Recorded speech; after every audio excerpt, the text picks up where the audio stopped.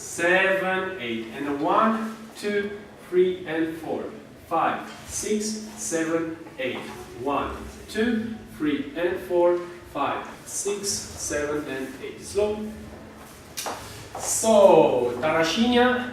First we go down in the knees and we turn the body. Let's make it separate. So we're like this. And we go 1. Okay, turning the body because I have the left leg forward.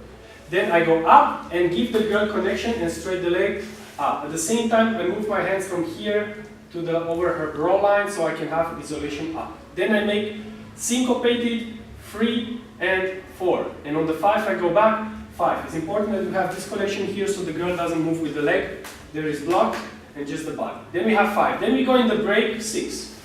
And watch how I'm doing the break, like this I can keep the connection, guys. Then I go in the break 7.